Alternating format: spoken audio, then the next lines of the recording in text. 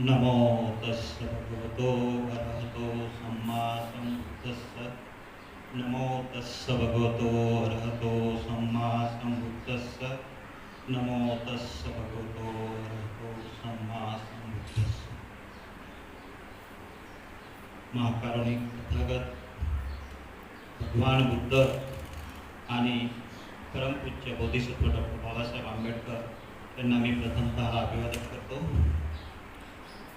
त्याचबरोबर आपल्या बहुजनांच्या हिताकरिता जे जे बहुजन नायक आणि नायिका यांनी जे कार्य केलं त्या सर्वांना मी वंदन करतो.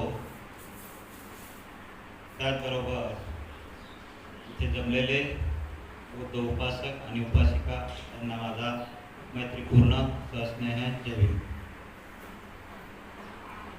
आपण आज दुपारी 12 वाजल्यापासून हा एक कार्यक्रम आपण सुरू केलेला आहे. कार्यक्रम खरं आमचे मित्र धम्मकायाचे उपासक आविष्कार दोंदे यांचे बंधू आणि आपले अनंत पंडित मामा यांचे भाचे गेल्या वर्षी ह्याच दिवशी ते कालंकत झाले आणि त्यांचा हा आजचा स्मृतिदिन आहे, प्रथम स्मृतिदिन आहे. त्यानिमित्ताने मी त्यांनाही वंदन करतो. आणि आपण आपलं नाव आविष्कारने हा एक अतिशय वेगळ्या प्रकारचा कार्यक्रम ठेवलेला आहे. त्याबद्दल मी आविष्कारचे, मामाचे आणि त्या सर्व कुटुंबियांचे आभार व्यक्त करतो.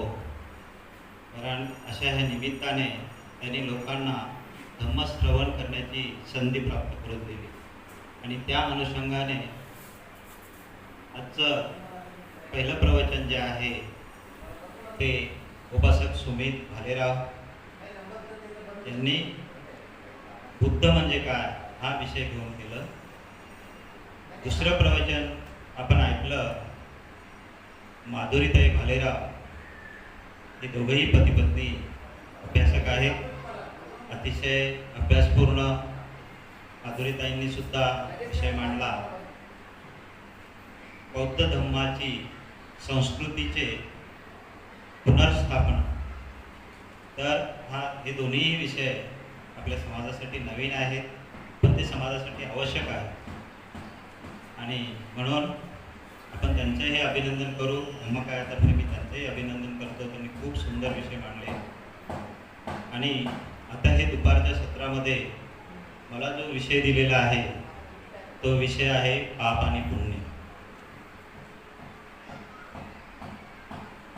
तसा विचार केला तर हा विषय आपल्या समाजासाठी एक गहन विषय आहे. कारण आजकाल बाबासाहेबांनी आपल्याला धम्म दिल्यानंतर आपल्या समाजाची अशी अवस्था झालेली आहे की ते पापही मानायला तयार नाहीत, ते पुण्यही मानायला तयार नाहीत, ते देवही मानायला तयार नाहीत, धर्मही मानायला तयार नाहीत. श्रद्धा अश्रद्धा हे सगळं म्हणजे मिक्स झालेलं आहे. आणि जो खरा धम्म बाबासाहेबांनी आपल्याला ज्या कामासाठी दिला, ज्या अर्थाने तो धम्म दिला, त्या अर्थाने तो मात्र आपल्याला अजून प्राप्त करता आलेला नाही आणि म्हणून आज हा विषय ठेवण्यात आलेला आहे. आजचा हा कार्यक्रमाचा आहे पुण्यानुमोदन. प्रथम पुण्यानुमोदन आहे, प्रथम स्मृती दिन आहे. तसा विचार केला तर बुद्धांचं तत्वज्ञान सांगतं की अनिच्चावत संखारा उपाद वय धम्मिनो उपस्थित्वा निरुच्यन्ति तन्ते सं उपसमो सुखो.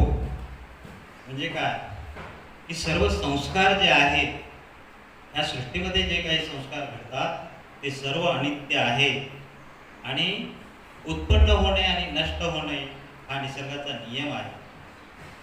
आणि ह्या गोष्टीचं जे उपशमन करतो किंवा शांत करतो यांना तेच त्याचं सुख आहे, त्याच्यामध्ये सुख आहे. आणि म्हणून आपण एखाद्या गोष्टीचं दुःख करत बसण्यापेक्षा ही घटना सत्य घडलेली आहे ते आपल्याला ॲक्सेप्ट करणं गरजेचं आहे असं समजून आपण पुढे जायचं आहे, अशा पद्धतीचं बुद्धांचं तत्त्वज्ञान आहे. आणि म्हणून आपण आजच्या ह्या चर्चासत्रामध्ये किंवा ह्या कार्यक्रमामध्ये पाप आणि पुण्य हा विषय मला देण्यात आलेला आहे. तर काय आपल्याला काय वाटतं की पाप म्हणजे काय? आपण पुण्याच्या आधी पाप बघूया की पाप काय आहे, कशाला पण म्हणतात पाप. बोला तुम्ही, बोला, म्हणजे आपण एक चर्चात्मक असा विषय घेऊ शकतो. पाप म्हणजे नेमकं काय आहे? वाईट कृत्य आपण जे करतो किंवा आता वाईट कृत्य, एकदम परफेक्ट मामाने शब्द वापरलेला आहे. पाप म्हणजे काय आहे तर अकुशल कर्म. आणि ह्याबद्दल बुद्धाने खूप काही सांगितलेलं आहे. जो आपला त्रिपिटकामधला धम्मपद नावाचा जो ग्रंथ आहे, त्या ग्रंथामध्ये एक वर्गच आहे पापवक्को नावाचा. पापवक्को म्हणजे पाप वर्ग. आणि मग त्याच्यामध्ये बुद्धांची अनेक प्रवचन आहेत. मग ते अनाथपिंडकाचं असेल किंवा आणखी कोणाकोणाचे वेगवेगळ्या उपासकांच्या संदर्भात असतील, उपासिकांच्या संदर्भात आहेत किंवा वेगवेगळ्या व्यावसायिकांच्या संदर्भात आहेत. खूप असे प्रवचन आहेत. जवळपास मला वाटतं 12-13 गाथा आहेत. त्या 116 ते 128 पर्यंतच्या गाथा आहेत. त्या गाथावर सगळं हे पापाच्या संदर्भात त्यांनी चर्चा केलेली आहे बुद्धांनी. आणि म्हणून आपण बुद्धांना पाप आणि पुण्य हे मान्य होतं. किंबहुना आपण जे पुण्यानुमोदन करतो तेही तर बुद्धांनी सांगितलेलं आहे ना. आपण आता बघायचं बघा, 100 गाथा घेतली, पुण्यानुमोदनाची गाथा घेतो आपण. म्हणजेच बुद्धांना पुण्य हे मान्य होतं, पाप हे मान्य होतं. आणि म्हणून त्यांनी पाप आणि पुण्य म्हणजे नेमकं काय हे त्यांनी सांगितलेलं आहे. आता पाप म्हणजे अकुशल कर्म किंवा वाईट कृत्य किंवा वाईट आचरण किंवा वाईट भाषण हे पापाचे आचरण आहे. त्याच्या विरुद्ध आपण बघायचं पुण्य म्हणजे काय तर कुशल कर्म करणे, चांगले कर्म करणे आणि चांगले विचार करणं, आचरण करणे. जसं बुद्धाने धम्मपदामध्ये पहिली गाथा दिलेली आहे की माणूस हा आधी मनाने विचार करतो, त्याच्यानंतर तो ॲक्शन घेतो किंवा कृती करतो. म्हणून बुद्धाने मनाला मुख्य मानलेलं आहे. मनोकुप्पंगमा धम्मा मनोषट्ठा मनोमया मनसाचे पदुठ्ठेन भासती वा करोती वा ततो न दुःख मनवेती चक्कं व वहतो पदं. म्हणजे माणसाचं मन हे मनोमय आहे, हे मुख्य आहे, प्रमुख आहे. आणि जर तुमच्या प्रतिष्ठित मनाने जर तुम्ही आचरण केलं, म्हणजे भाषण करणे किंवा आचरण करणे, भासती वा करोती वा तर तो न दुःख मनवेती. त्यामुळे काय होतं, निर्माण दुःख निर्माण होतं.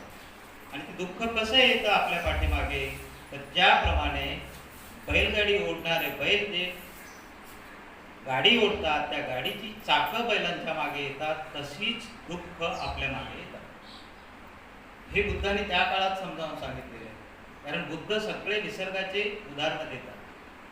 दुसरं उदाहरण त्याच गाथेच्या विरोधात काय आहे की मनोपुप्पंगमा धम्मा मनोषट्ठा मनोमया मनसाचे प्रसन्नेन भासती वा करोती वा ततो न सुख मनवेती छाया व अनपायिनी. म्हणजे काय आहे की तुम्ही जर प्रसन्न चित्ताने बोललात किंवा वागलात किंवा आचरण केलं किंवा कोणाशी चांगल्या पद्धतीचा वार्तालाप केला तर सुख तुमच्या मागे येईल. आणि ते कसं येईल तर ज्याप्रमाणे तुमची छाया, स्वतःची सावली जशी कधीही सोडून जात नाही, तशा पद्धतीने सुख तुमच्या मागे येईल. बघा बरं, किती सुंदर उदाहरणं दिलेली आहेत बुद्धांनी. याच्यात काही तीळ मात्र तरी खोटा आहे का? म्हणजे हे आपण तपासून पाहू शकतो. धम्म कसा आहे, आपण धम्म ज्या गाथा म्हणतो धम्मवंदनेमध्ये आहे ना की अकालिको संदिप्तिको अकालिको. हा धम्म कसा आहे, अकालिको म्हणजे तात्काळ फळ देणारा आहे. म्हणजे तुम्ही पुण्यकर्म केलं म्हणजे तुम्ही चांगलं कर्म केलं म्हणजे तुम्ही कुशल कर्म केलं तर तुम्हाला सुख प्राप्त होतं. आणि जर तुम्ही अकुशल कर्म केलं तर तुम्हाला दुःख प्राप्त होतं. म्हणजे एक प्रकारे पाप, तुमच्या हातून पाप घडला असो. म्हणून ह्या ज्या दोन गोष्टी आहेत, पाप आणि पुण्य, हे आपल्या मानण्यावर नाहीये, तर ते बुद्धाने आधीच सांगून ठेवलेलं आहे की कोणती गोष्ट केल्याने पाप होतं आणि कोणती गोष्ट केल्याने पुण्य होतं. आता मगाशी माधुरीताईंनी सांगितलं की आपल्याला संस्कृती निर्माण करणं गरजेचं आहे. तर पुण्य कशा कशामधून मिळतं आणि पाप कोणकोणत्या गोष्टीतून घडतं? तर पुण्य घडण्यासाठी बुद्धाने सांगून ठेवलेलं आहे की तुम्ही ज्या 10 पारमिता आहेत त्या 10 पारमिताचं पालन करा, आयुष्यामध्ये त्या करा. मग त्या काय आहेत 10 पारमिता? तर 10 पारमिता म्हणजे तुमचं दान आहे, शील आहे, प्रज्ञा आहे, वीर्य आहे. ह्या सगळ्या ज्या काही 10 पारमिता आहेत त्या एक एक पारमी आपण आपल्या आयुष्यामध्ये आपण परिपूर्ण पाडतो का हे आपण पाहिजे. आपण दान देतो का? आपण उपसत करतो का? आपण वेळोवेळी भिक्खूंना आपल्या घरी आणतो का? आपण वेळोवेळी विहारात जातो का? बघा, तुम्ही स्वतः अनुभव घेऊन बघा. तुम्ही तुमच्या घरात एकटे बसून बघा आणि विहारात जाऊन एकटे बसून बघा, तुम्हाला तिथे काहीतरी वेगळं होईल. जर तुम्ही गाथा बोलत असाल तर वंदना गाथा तुम्ही घ्या. मगाशी आपण जेवढ्या गाथा घेतल्या तेवढ्या जरी घेता नाही आल्या तुम्हाला घरामध्ये, तर तुम्ही त्रिशरण घ्या, पंचशील घ्या, फार तर आणखी त्याच्या पुढे तुम्हाला बुद्ध पूजा घेता आली तर घ्या, पुष्पपूजा आहे, धूप पूजा आहे. ह्याच्यात एक एक एक एक तुम्ही घेत जा, तुम्हाला बघा कसं सुख प्राप्त होतं. तर हे पुण्य आणि पाप हे आपल्या हातून घडण्यासाठी आपल्या मनावर अवलंबून आहे. आणि पुण्य करण्याची सवय माणसाने वेळोवेळी पुण्य करावं आणि ती सवय लावून घ्यावी किंवा छंद लावून घ्यावा आपल्या मनाला. पण तेच जर का एखाद्या वेळेस आपल्याकडून चूक घडली म्हणजे पाप घडलं तर तेच पाप परत परत करू नये. बुद्धांचं म्हणणं आहे की एखाद्या गोष्टीचं तुम्हाला वाईट सवय लागली असेल तर ती परत परत नका करू. तर त्याच्याऐवजी तुम्ही पुण्याची सवय लावा, म्हणजे चांगल्या चांगल्या गोष्टीची. एक गाथा आहे, पाली भाषेतून आहे, मी आता ती लिहून आणली.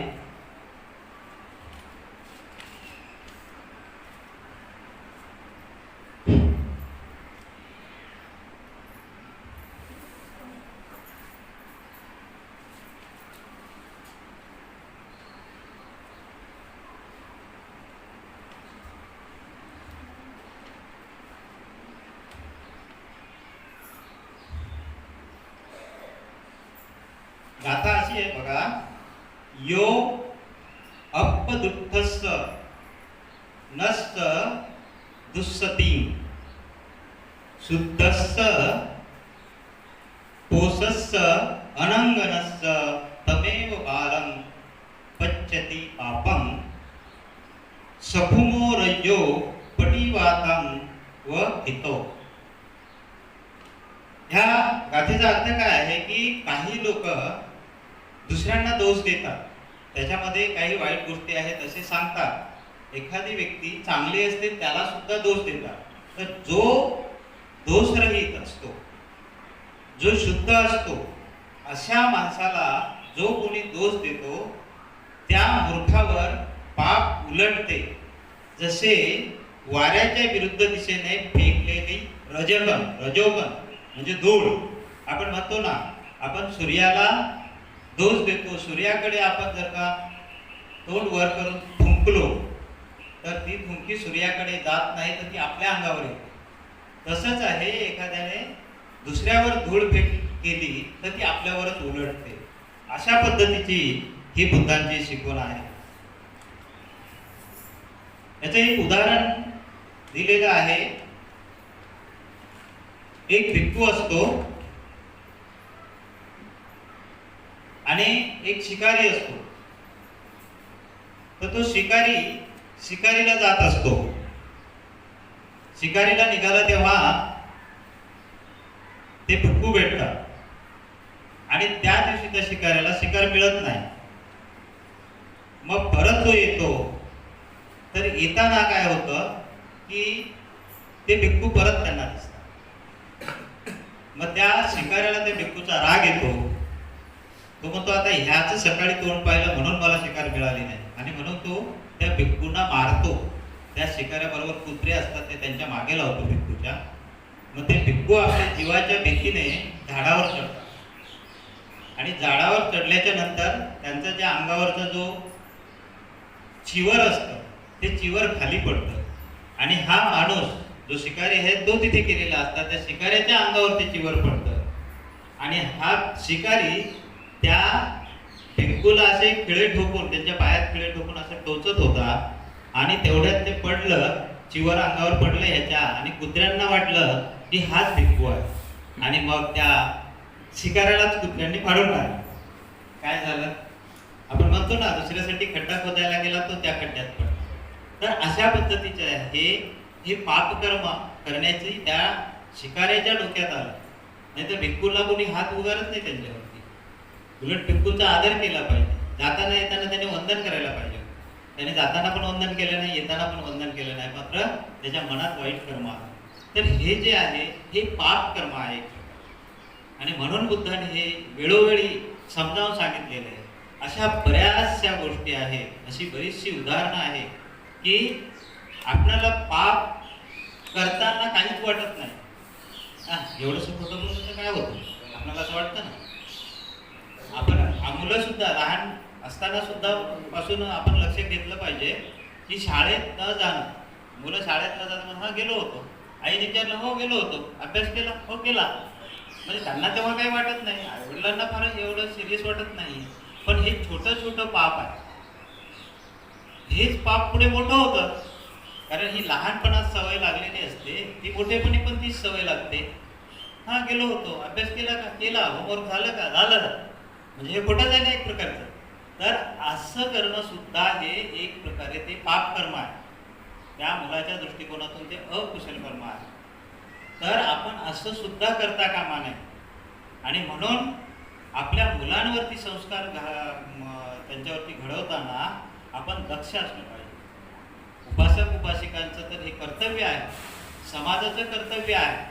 म्हणजे कोणतंही पाप कर्म करताना त्याला छोटंसं वाटतं, पण जेव्हा त्या पापाचं फळ मिळतं, म्हणजे काही पापांची फळं लगेच मिळतात आणि काही पापांची फळं मिळायला वेळ लागतो. हा निसर्गाचा नियम आहे. ज्याप्रमाणे आपलं धनधान्य असतं बघा, आपण भाताचं पीक घेतो, हे भाताचं पीक आपल्याला 5 महिन्यात मिळतं, 6 महिन्यात मिळतं, किंवा काही काय आजकाल 4 महिन्यात पण मिळायला लागले, म्हणजे पटकन मिळतं ते. पण तेच जर तुम्ही आंब्याचं किंवा फणसाचं किंवा पेरूची झाडं लावली तर त्याला काही विशिष्ट दिवस लागतात. तसंच आहे ते. चांगली फळं असो, चांगली कर्म असो का वाईट कर्म असो, चांगल्या कर्माची सुद्धा काही काही कर्मांची फळं लगेच मिळतात. जसं आता मुलं 10वीला आहे, 10वी असो 12वी असो किंवा कुठल्याही वर्गात असो, तर त्यांना वर्षभरामध्ये वार्षिक परीक्षा दिली की ते पास होतात आणि पुढच्या वर्गात जातात. पण तेच एखादी PhD करायची असेल तर त्याला खूप वेळ जातो, 7-8 वर्ष जातात. आणि तसंच पापकर्मांचं पण असतं. आपल्याला खोटं बोलून काही लोकांचं आहे, आता आम्ही सुद्धा नोकऱ्या केलेल्या आहेत, आम्हाला माहीत आहे. समजा आम्हाला पगार मिळतो तरी सुद्धा आम्ही लोकांकडनं खोटे बोलून पैसे काढतो. म्हणजे एखाद्या कागदावरती सही करायची असेल तर कोणी त्या सहीचे 5,000 घेतो, कोणी त्याच सहीचे 10,000 घेतो, तर कोणी त्याच सहीचे लाखभर पण मागतो. म्हणजे बघा, पगार घेणं तुम्हाला जसं तुमचं पुण्यकर्म आहे, कारण ते चांगलं आहे, कारण तुमची तिथे अपॉइंटमेंट केलेली आहे. पण तुम्ही एका सहीचे 5,000, 10,000, 20,000 मागावेत का? जर तुम्ही हे मागत असाल तर तुम्ही ते अकुशल कर्म करताय, म्हणजे पर्यायाने समाजाच्या दृष्टीने ते पाप आहे.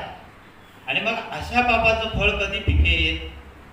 ते हळूहळू हळूहळू तुमचं पाप पकत जाईल, खूप पैसे होतील, तुम्हाला आणखी मोह वाढत जाणार, मग तुम्ही मोठमोठे घरं घेणार. म्हणजे तुमचा पगार आहे 10,000 रुपये आणि तुम्ही महिन्याला खर्च करणार लाखभर रुपये. तेव्हा मग तुमचा कोणीतरी एखादा दुश्मन निर्माण होतो ऑफिसमधलाच, आणि तो सांगतो, तुमच्या वरच्या बॉसला सांगतो, बघा त्याने काय काय प्रॉपर्टी केलेली आहे, आणि मग ते मात्र फळ फक्त, आणि मग कुठंतरी सीबीआयची धाड पडते. याला म्हणतात पाप कर्म, याला म्हणतात पापाचं फळ. वाईटच फळ आहे ना ते. सीबीआयची धाड पडली, तुम्हाला अटक करून नेलं, तुम्ही जेलमध्ये गेलात किंवा तुम्हाला नोकरीवरून काढून टाकलं, तर पापाचंच फळ आहे ना. त्याचा परिणाम सगळ्यावरच होतो. आपल्या स्वतःवर पण होतो, आपल्या कुटुंबावर होतो, मुलांवर होतो. म्हणून बुद्ध सांगतात की पाप हे लहान असो का मोठं असो, पुन्हा पुन्हा करू नका. तुमच्या हातून एकदा जर चूक झाली असेल तर ठीक आहे, तुम्ही एकदा चूक झाली मान्य करा आणि पुढे चला. ठीक आहे बाबा, माझ्याकडनं चूक झाली, याच्या पुढे होणार नाही, असं आपण ठरवायला पाहिजे. पण समाजात तशी अवस्था नाही. आज जे स्वतःला बौद्ध म्हणून घेतात त्यांच्याही कुटुंबामध्ये आज अशी अवस्था आहे, पाप पुण्य काही मानणं नाही, श्रद्धा अश्रद्धा, मैत्री करुणा मुदिता उपेक्षा काय काही माहीत नाही. तर हे कुठेतरी आपल्याला माहीत होण्यासाठी आपण हा विषय घेतलेला आहे. चला बाबा, तुम्ही 10 लोक असतील, 10 पैकी दोघांनी जरी ऐकलं आणि इम्प्लिमेंट केलं तरी आपण सक्सेस झालो समजायचं. ह्या गोष्टी ऐकायला हजारो लोकांची गरज नाही. हे फक्त 4 लोकांनी ऐकलं, 2 लोकांनी ऐकलं आणि ते आपल्या आयुष्यात इम्प्लिमेंट केलं तरी खूप झालं.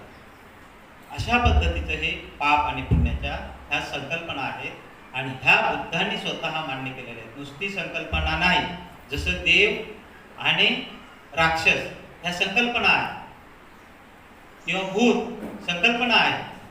ठीक आहे, प्रत्यक्ष आपल्याला इम्प्लिमेंट करता येत नाही, सिद्ध करता येत नाही, पण हे आपल्याला सिद्ध करता येतं, हे आपल्याला दिसतं. समजा तुम्हाला एखाद्याच्या बद्दल वाईट बोलायचं असेल तर तुम्ही डायरेक्ट जाऊन आनंदाने बोलता का?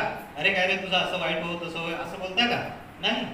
त्याच्यासाठी तुम्हाला चिडखोर बनायला लागेल, तुम्हाला मध्ये राग आणावा लागेल, तुम्हाला स्वतःला आधी तुमच्या शरीरामध्ये म्हणजे कायेमध्ये तशा पद्धतीची प्रवृत्ती निर्माण करायला लागेल, तेव्हा तुम्ही ते ऍक्शन घेऊ शकता. कुणी एखादा व्यक्ती कुणाचा तरी खून करतो, तो काय डायरेक्ट करत नाही जाऊन, त्याला आधी 6 महिने वर्ष प्लॅन करत असेल.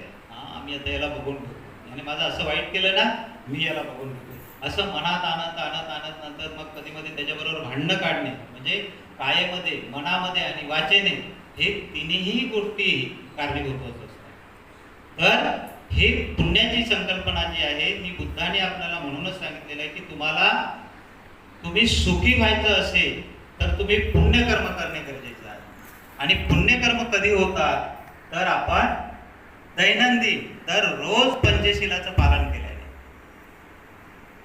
पंचशिलाचं पालन करणं खूप मोठी गोष्ट नाहीये, खूप म्हणजे असं त्रासदायक गोष्ट नाहीये, आपण सहज पालन करू शकतो, पण आपल्याच्याने ते होत नाही. आणि जी व्यक्ती दररोज पंचशिलाचं पालन करते, त्रिशरण पंचशील आपल्या घरी बुद्धाच्या मूर्तीसमोर घेते, बाबासाहेबांच्या मूर्तीसमोर, आणि ती त्याप्रमाणे वागते, ती व्यक्ती आयुष्यात सुखीच होते. बघा तुम्ही अनुभव घ्या. 5 शिलामध्ये काय असं हे आहे की आपण बघा, पहिलं शील काय आहे? काय आहे पहिलं शील ताई? नाही माहिती. पानाती पाता वेरमणी शिक्षापदं समाधी. काय आहे त्या शिलाचा अर्थ? म्हणजे मी आजच्या दिवसासाठी जीव हिंसेपासून किंवा प्राणी हत्येपासून मी अलिप्त राहील. वाईट आहे का याच्यामध्ये? काही आपण राहू शकतो. आणि प्राणी हत्या ती जाणून करायची नाही. समजा आता तुम्ही चालत चालत रस्त्याने चाललात, तुमच्या पायाखाली किती मुंग्या येतील, काय येईल, त्याचं काही नाही, कारण तुम्ही जाणून नाही मारले. मग फक्त जाणून नाही करायचं, हेच एवढं ध्यानात ठेवायचं. दुसरं काय आहे? अदिन्नादाना वेरमणी शिक्षापदं समाधी. अदिन्नादाना म्हणजे काय आहे? चोरी करणे. म्हणजेच काय आहे की मला कोणती वस्तू न दिलेली वस्तू न घेण्यापासून, म्हणजे घेण्यापासून मी अलिप्त राहील. म्हणजेच मला जी वस्तू दिलेली नाही ती मी घेणार नाही. भले रस्त्यात सोन्याचं पडलेलं असो कोणाचं, तिला मी हात लावणार नाही. मी त्या व्यक्तीला विचारल्याशिवाय त्या व्यक्तीने मला दिली तरच मी ती वस्तू घेईन. याला अदिन्नादाना म्हटलेलं आहे. गरज आहे का तशी? बघा, आपल्याला दररोज चोरी करायची गरज आहे का? मी आत्ता जे उदाहरण दिलं नोकरीवाल्याचं, तर तो विनाकारण करतो की नाही? एकीकडे महिन्याला पगार घेतो तरी सुद्धा दररोज एका सहीचे 5,000 10,000 मला माहिती आहे काही काही लोक लाख लाख रुपये घेतात. जे बिल्डर कॉन्ट्रॅक्टर असतील, आता तुम्ही बीएमसी मध्ये आहात, तुम्हाला माहिती असेल जे मोठमोठे कॉन्ट्रॅक्टर असतात तर त्यांचे कॉन्ट्रॅक्टर पास करण्यासाठी लाखो रुपये घेतले जातात. मग ती अधीन जाण्या नाही का? ती चोरी आहे. जो घेतो त्याला ती चोरी वाटत नाही, पण प्रत्यक्षात ती चोरी आहे. आणि म्हणून त्याचा परिणाम त्याला कधी ना कधीतरी भोगावा लागतो. असं हे पाप आहे.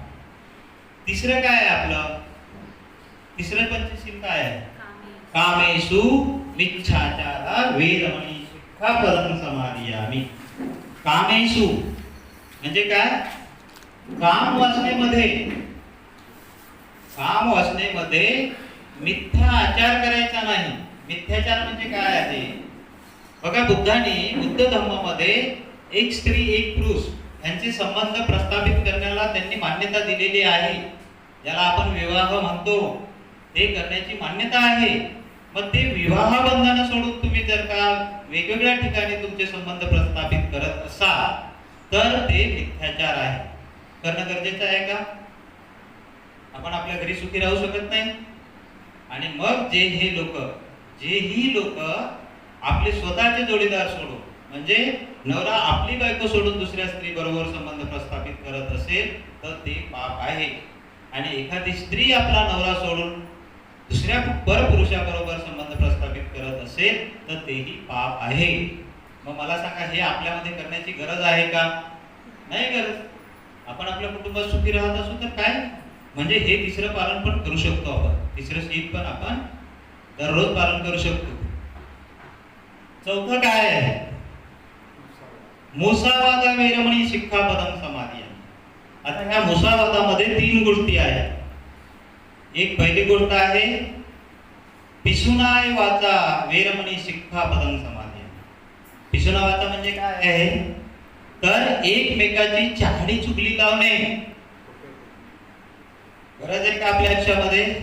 ठीक आहे ना बाबा, इथे ऐकलं बसलेलं इथे ऐका, आणि एकतर इकडनं ऐका आणि इकडनं सोडून द्या, किंवा इकडनं ऐका आणि इकडे ठेवा, इकडून बाहेर नका काढू.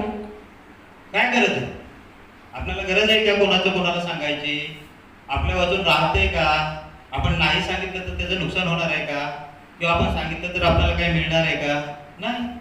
म्हणून चहाडी चुगली न लावणे.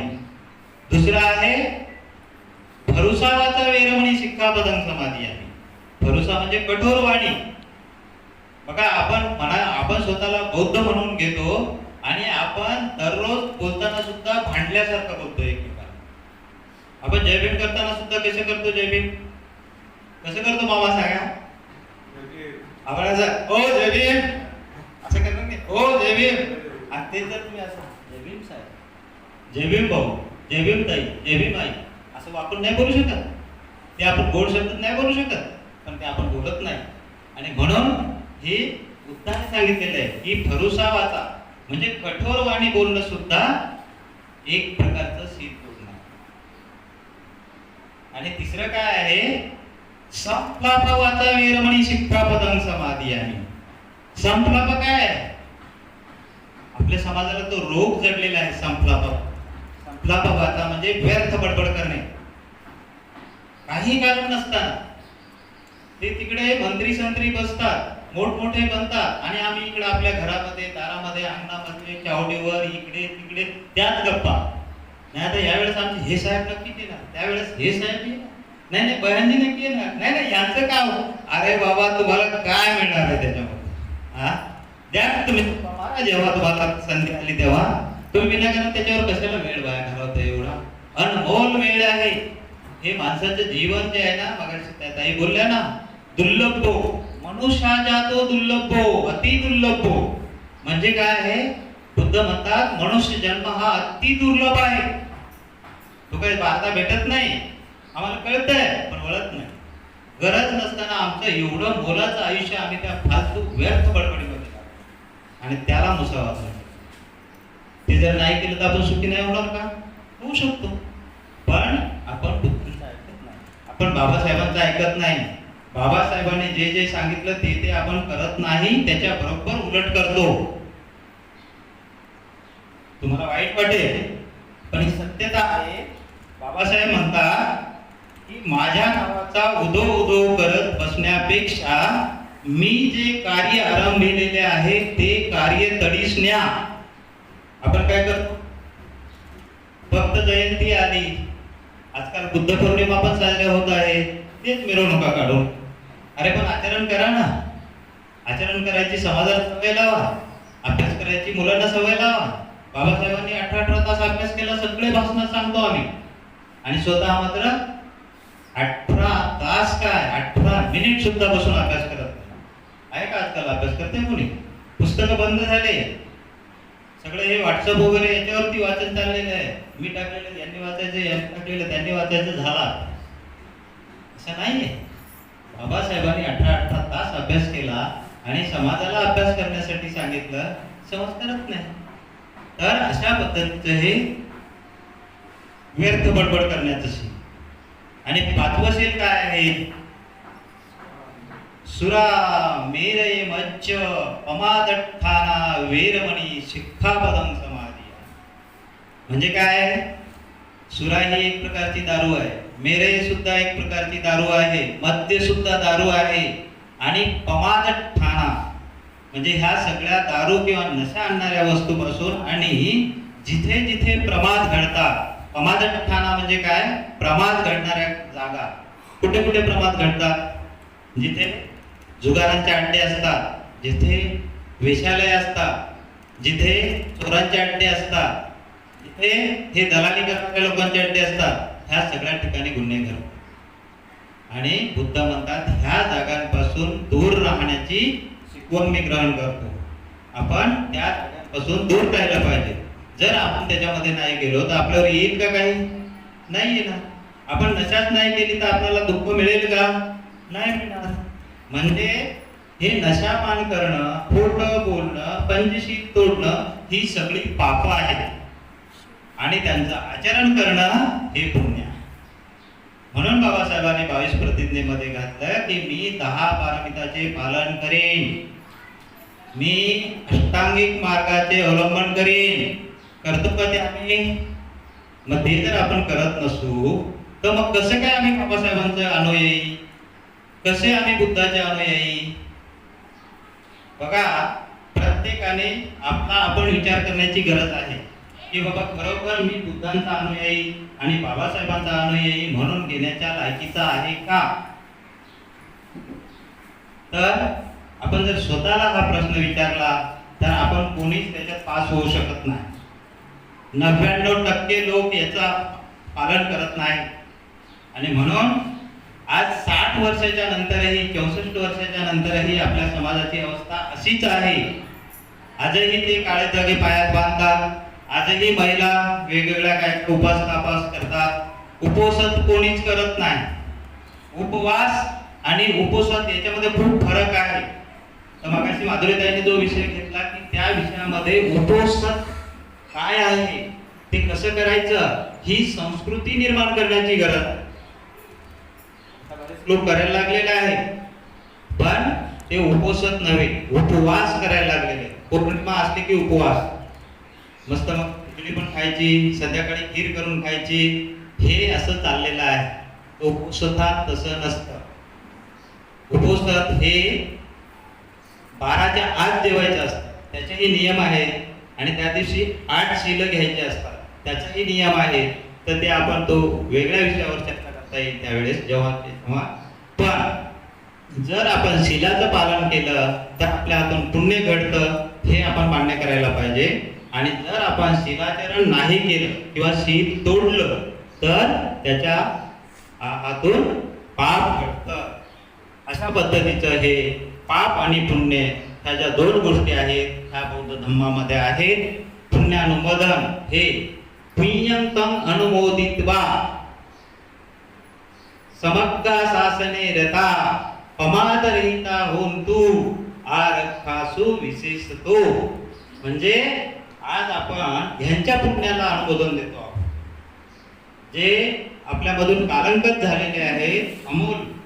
तर त्यांनी जे काही पुण्य केलं, मला मामाने आता बोलता बोलता 2 शब्द सांगितले की तो मुलगा खूप चांगला होता, त्याला दुसऱ्याला द्यायला आवडत होता, तो स्वतः खात नव्हता पण इतरांना देत होता, म्हणजे तो पुण्य कर्म करत होता ना. तर ते पुण्य आज आपण अनुमोदित करतो आहोत, म्हणजे मान्यता देतो आहे त्यांच्या पुण्याला. आणि म्हणून हे आपण दररोज करायचे. ते पुण्य कर्म हे बुद्ध म्हणतात तुम्ही पुन्हा पुन्हा करत राहा. तुम्हाला वाटलं ना भिक्खूला दान द्यायचं, लगेच द्या. म्हणजे 10 रुपये द्या, 5 रुपये द्या, मनात आलं की द्या, परत द्या. आज 10 दिले, उद्या 15 द्या. नसतील खिशात जास्त तर कमी द्या, पण द्या. ते भिक्खू कसे असो त्याचा विचार करू नका. त्यांच्या आगावर जीवर आहे ना, ते बुद्धाचे शिष्य आहेत ना, द्या. तुमच्या मनाचं असे जे समाधान आहे, तुम्हाला त्याचं जे पुण्य आहे ते मिळणारच आहे. त्यांना तुम्ही एकदा दान देऊन मोकळे झाला तर त्याचं त्यांनी काय केलं तर ते त्याचं पुण्य त्यांच्या बरोबर गेलं. म्हणून आपण धम्माचे आपले जे काही जे भिक्खू आहेत त्यांच्यावरती टीका टिप्पणी करत बसण्यापेक्षा आपण स्वतः आचरण केलं पाहिजे. आपलंच आचरण शुद्ध आहे ना, ते महत्वाचं. तर अशा प्रकारे एक अनाथपिंडकाचं तुम्ही नाव ऐकलेलं आहे. अनाथपिंडक खूप दानी होते आणि ते एवढं दान करत राहायचे की त्यांना समाज उलट बोलायला लागला की हा खूप दान करतो, स्वतःची प्रॉपर्टी सगळी दान करतो. तर मग अनाथपिंडकाला प्रश्न पडला की लोक असे बोलतात, चला मग बुद्धाचा तरी विचार घेऊ, बुद्ध काय म्हणतात. मग ते बुद्धांकडे जेव्हा गेले आणि बुद्धांना विचारलं की बद्दे मला लोक असं बोलतात, मी जे करतो ते मग योग्य करतो की अयोग्य करतो. तर बुद्धांनी त्यांना सांगितलं की तुम्ही योग्य करता आहात. तुम्ही जे दान देत राहता, तुम्ही दानाची तुम्हाला स्वतःला सवय लावून घेतलेली आहे, ही चांगली सवय आहे आणि ह्याचं तुम्हाला पुण्यच मिळत राहणार आहे. बघा, बुद्ध अनाथपिंडकाला हे सांगतात. आणि आपण लोक 5 रुपये दान करायचा विचार करतो, करू की नको असं. तर एकीकडे अनाथपिंडकासारखे दानी बनण्याची गरज आहे आणि दुसरीकडे आपल्याला जे काही चाललेलं आहे हे सगळे पापाचरण, तर ते पापाचरण बंद करण्याची गरज आहे. कारण पापाचं आचरण जे आहे तर त्याचं फळ जे आहे ते अतिशय वाईट आहे. ते मी एका गाथेतून तुमच्या समोर मांडेल आणि मी थांबेल इथे.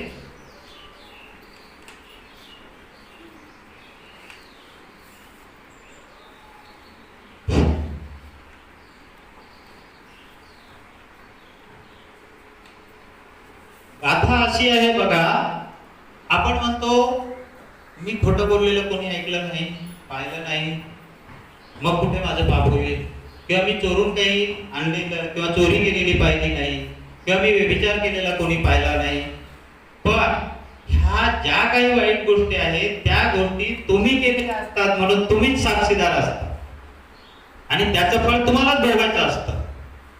आणि म्हणून बुद्ध म्हणतात की ज्या लोकांनी पाप केलेले आहेत, ज्या लोकांनी जिथे जिथे वाईट कर्म केलेलं आहे त्याचं फळ त्याला मिळाल्या वाचून राहत नाही. आणि म्हणून ते म्हणतात न अंतलिखे न समुत्तमज्य न पप्पतानं विवरं भविष्य न विच्यति सो जगती पदेशो यत्थीतो मुंचये पापकम्मं. अर्थ काय त्याचा?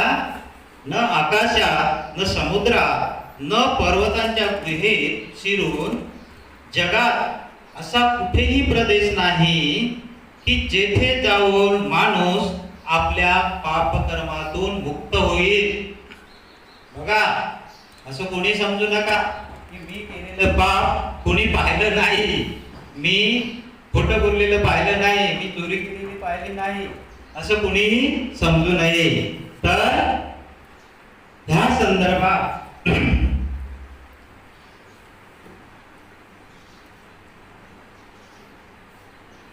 भिक्खूंचे 3 गट असतात, ते बुद्धांकडे जातात आणि ह्या सगळ्या गोष्टींचं खरं खोटं करतात. ते काय कोणत्या गोष्टी आहेत?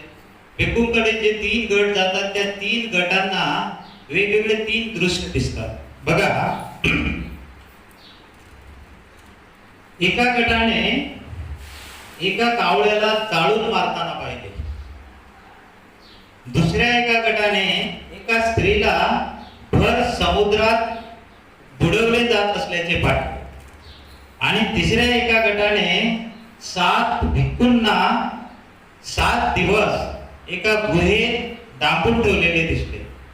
आणि हे सगळे तिन्ही गट बुद्धांकडे जातात आणि ह्या गोष्टींचा अर्थ विचारतात. मग बुद्ध काय अर्थ सांगतात बघा. बुद्ध का सांगतात माहिती आहे?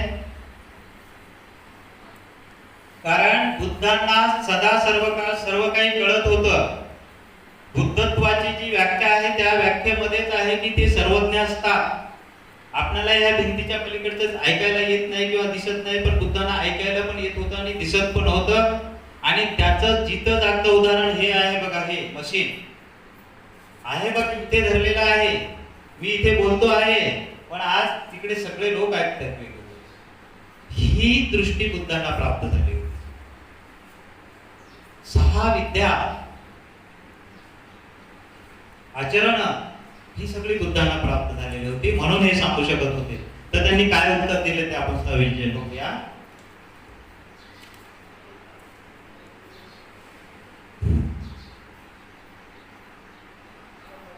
आता पहिलं उदाहरण आहे तो कावळा, म्हणजे कावळ्याला मारत होता ना, जाळून मारला जात होता.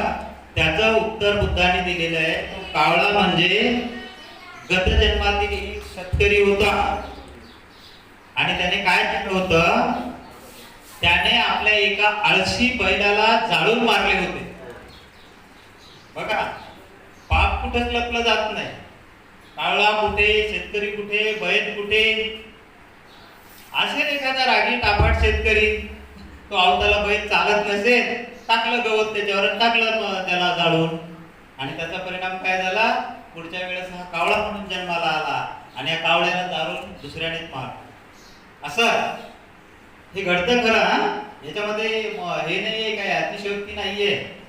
दुसरा प्रकार जो आहे, ज्या स्त्रीला समुद्रात बुडवले जात होते, तिने काय केलं असेल, तिने तिच्या मागील जन्मामध्ये एका कुत्र्याला पाण्यात बुडवून मारले होते. बघा, मागच्या जन्मात म्हणजे ती जेव्हा केव्हा असेल, माणूस असेल तेव्हा कुत्र्याला मारलं तिने. पण नंतर सुद्धा तिला कदाचित मानव जन्म मिळाला असेल, असं होऊ शकतं, कारण आचरणावरच आहे ते पण जन्म मिळणं सुद्धा. तर तिने कुत्र्याला मारलं होतं पाण्यात बुडवून, म्हणून तिला समुद्रामध्ये भर समुद्रात बुडवून मारलं. आणि तिसरी घटना काय आहे की त्या 7 भिक्खूंना डांबून ठेवलेलं होतं. त्या हे भिक्खू त्यांच्या मागील जन्मात गुराखी होते. ते 7 जणही गुराखी होते. आणि त्या गुराख्याने एका घोरपडीला वारुळामध्ये 7 दिवस अडवून ठेवले होते. तिला बाहेर पडू देत नव्हते. घोरपड खातात माहिती आहे ना. आजही आपल्याकडचे गुराखी काय, शेतकरी किंवा तुम्ही आज पण खाल्ली असेल कदाचित, तुम्ही जर शिकार केली असेल. मला माहिती आहे की घोरपडीची शिकार करतात आमच्याकडे. तर हा प्रकार घडणं शक्य आहे की नाही? हे शक्य आहे, घडू शकतं. पण त्याचं फळ काय झालं, तर त्या 7 भिक्खूंना डांबून ठेवण्यात आलं. अशा पद्धतीच्या ह्या घटना भगवान बुद्धांनी धम्मपद अट्टकथा नावाचा ग्रंथ आहे, ह्या ग्रंथामध्ये सगळे विश्लेषण केलेले आहे. आणि म्हणून मी आपल्या सगळ्यांना विनंती करेन की जेव्हा आता आपण वर्षावास येतो किंवा पावसाळा येतो, ते लोक पावसाळ्यात पोथी लावतात. आपण पण अशा आपल्या धम्मपदाची कथा का लावू नये? आपण पण समजावून सांगाव्यात लोकांना, तेवढं आपलं ज्ञान वाढेल आणि आपलं पण आचरण वाढेल. तेवढंच ते 4 महिन्यासाठी आपलं निदान हे ओसाट पिसाट खाणं बंद होईल, वाईट गोष्टी करणं बंद होईल आणि आपल्याला पुण्याच्या मार्गावर आरूढ होता येईल. जाता जाता एक मी धम्मपदातच आहे, पापोपी पश्यति भद्रं यावो पापं न पच्यति यदा च पच्यति पापं पापो पापानि पश्यति. म्हणजे जो माणूस पाप करायला लागतो किंवा चोरी करायला लागतो, खोटं बोलायला लागतो, तेव्हा त्याला वाटतं हे काय छोटस आहे. पण जेव्हा त्याचं ते वाढत वाढत जातं आणि त्याचं फळ मिळतं, ते पाप पकायला लागतं आणि त्याचे वाईट परिणाम भोगायला लागतात, तेव्हा त्याला कळून चुकतं की अरे मी हे वाईट कर्म केलेलं आहे. आणि म्हणून माणसाचं, तुम्ही कदाचित काही लोक पाहिले असतील की त्याचं जीवच जात नाही, अनेक दिवस ते तिथे खाटेवर नाही तर कुठं जिथे असतील तिथे ते पडून राहतात. हात चालतो, फक्त पाय चालतो किंवा नुसती नजर असते. तर त्याचं कारण हे असं आहे की त्याला तेव्हा हे दिसतं, अरे मी हे वाईट काम केलेलं आहे, मी हे अशी वाईट कर्म केलेली आहे, मला आता त्याचा परिणाम भोगावा लागतो आहे. तो विसरू शकत नाही. आणि म्हणून बुद्धाने हे धम्मपदामध्ये सगळं सांगितलेलं आहे. धम्मपदातल्या ह्या कथा आहे. अशा पद्धतीने आपण ह्या धम्माचा अभ्यास करणं गरजेचं आहे. धम्मकाया फाउंडेशनने हे काम हातामध्ये घेतलेलं आहे. गेली 12 वर्ष आम्ही हे काम करतो आहोत आणि ह्याच्या पुढेही आमची अपेक्षा आहे की जास्तीत जास्त लोकांनी ह्या धम्मकाया फाउंडेशनच्या ह्या संघाबरोबर सामील व्हावं, स्वतःचाही फायदा करून घ्यावा आणि आपल्या कुटुंबियांचा फायदा करावा, पर्यायाने आपल्या समाजाचा फायदा करावा. आम्हाला आनंद आहे, खरं म्हणजे आशा आहे सुमित सारखे, माधुरी सारखे हे तरुण मुलं ह्या धम्माच्या मार्गावर आलेले आहेत. बघा, ते जेव्हा माझ्या वयात येतील तेव्हा ते किती मोठं काम केलेलं असेल, त्यांनी किती आनंदाने सांगू शकतील ते. तर हे काम आपण प्रत्येकाने केलं पाहिजे. आपण स्वाभिमानाने बाबासाहेबांचा अनुयायी आहे हे बोलून जर घ्यायचं असेल तर आज आपण संकल्प केला पाहिजे की मी आणि माझे कुटुंबीय किंवा माझे मित्र हे जे काही दारूच्या आहारी गेलेले आहेत, व्यसनाच्या आहारी गेलेले आहेत, तंबाखूच्या आहारी गेलेले आहेत, सिगारेटच्या, बिडीच्या किंवा वाईट कर्म करण्याच्या आहारी गेलेले आहेत, ह्या सगळ्यांना मी आत्ताच्या आत्ता थांबवेन. कारण आत्तापासून थांबवलं तर तुम्ही चांगल्या मार्गावर आहात म्हणता येईल. आणि म्हणून आजचा हा जो विषय होता की पाप आणि पुण्य, पाप म्हणजे काय, पुण्य म्हणजे काय, हे मी आपल्यासमोर मांडलेलं आहे. मी फक्त बुद्धांचा विचार आपल्यासमोर मांडलेला आहे. मी माझ्या खिशातलं काहीही सांगितलेलं नाही. बघा, मी मुद्दाम लिहून आणलेलं आहे आणि हे धम्मपदामध्ये सगळं आहे. धम्मपदातली उदाहरणं देऊनच आपल्यासमोर मांडण्याचा प्रयत्न केलेला आहे. म्हणून पुन्हा एकदा मी आमचे मित्र आयुष्यकार धोंडे आणि पंडित मामा यांच्या कुटुंबियांचे आभार व्यक्त करतो, कारण त्यांनी मला ही संधी प्राप्त करून दिलेली आहे. बुद्ध काय म्हणतात, सब्बदानं धम्मदानं जिनाती, म्हणजे हे धम्मदान आहे. हे धम्माचं दान देण्याची संधी तुम्ही मला प्राप्त करून दिली. त्याचं जे काही पुण्य मला मिळालं असेल किंवा मिळेल तर ते पुण्य मी आपल्या सगळ्यांमध्ये वितरित करतो आहे. तुम्हाला सुद्धा त्याचा भाग मिळो आणि तुम्ही सुद्धा सुखी हो अशी सदिच्छा व्यक्त करतो. तुमचं सगळ्यांचं मंगल हो, तुम्हाला धम्माची प्राप्ती हो, धम्माचं सुख लाभो अशी सदिच्छा व्यक्त करतो आणि मी इथेच थांबतो. जय भीम, जय बुद्ध, जय भारत. भवतु सप्प मंगल.